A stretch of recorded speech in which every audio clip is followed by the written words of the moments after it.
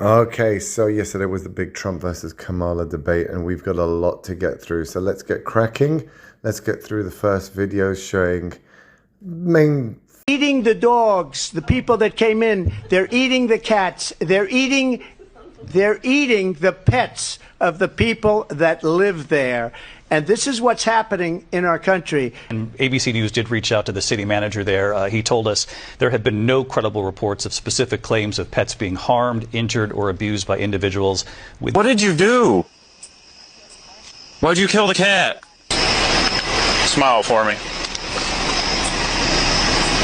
Smile, what did you go like this? Did you eat that cat? Did you eat it? No, why'd you kill it? Did you guys see all this? No, we pulled up and she was just laying there with him. Did you see her eating it? Eating it. She was eating it? Yeah, she was. So you clearly see it is. I think this video actually wasn't. It was like a few miles away from Springfield, so they're going. It's a fake video, guys. It's the same thing. Please stop. And there's many other videos like this of people eating cats there. That woman actually was an American resident. Wasn't even an immigrant. But the point is, he was right. And to be fact-checked, to be saying, well, you know, we spoke to somebody from Springfield who said it's possibly not true. As a fact check, that's your fact? This is disgusting. Let's see how the checkers actually work there. Let's see if they did their job. He will sign a national abortion ban. It's a lie. I'm not signing a ban, and there's no reason to sign a ban. Understand, in his Project 2025, there would be a national abortion, a monitor. What she says is an absolute lie. There is no state in this country where it is legal to kill a baby after it's born. Nowhere in America is a woman carrying a pregnancy to term and asking for an abortion. The infant would be delivered. The infant would be kept comfortable.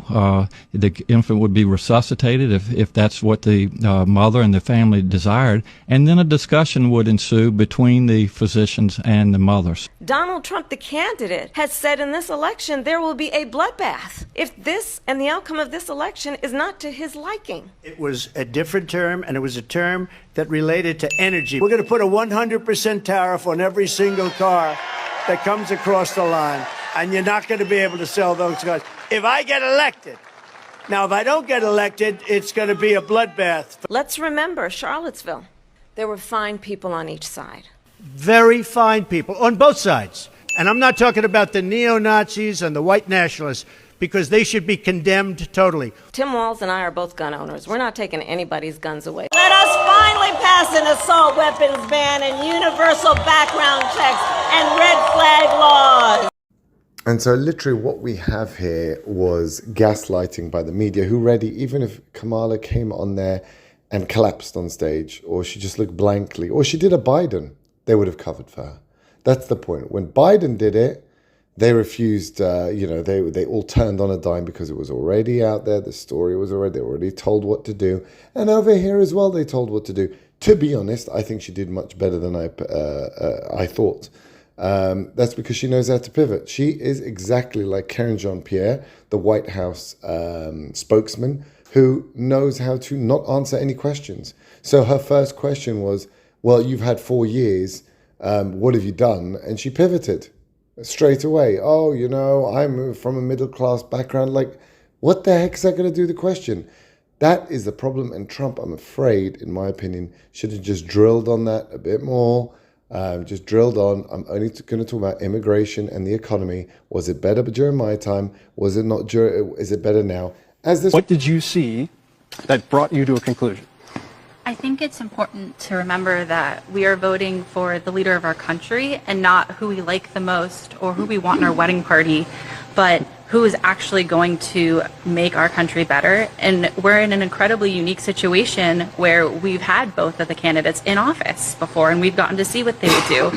And when facts come to facts, my life was better when Trump was in office. The economy was higher, inflation was lower, things were better overall. And now with Kamala's administration, things haven't been so fantastic.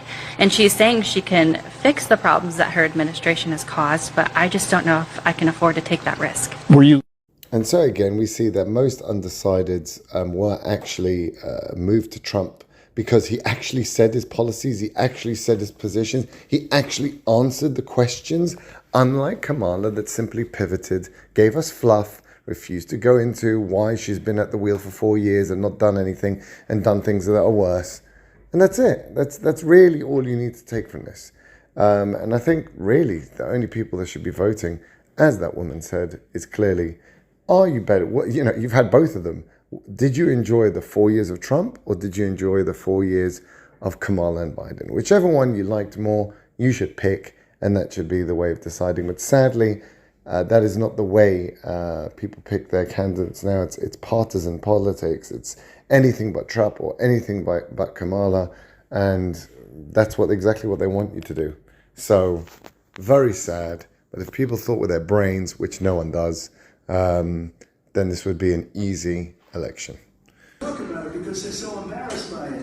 In Springfield, they're eating the dogs.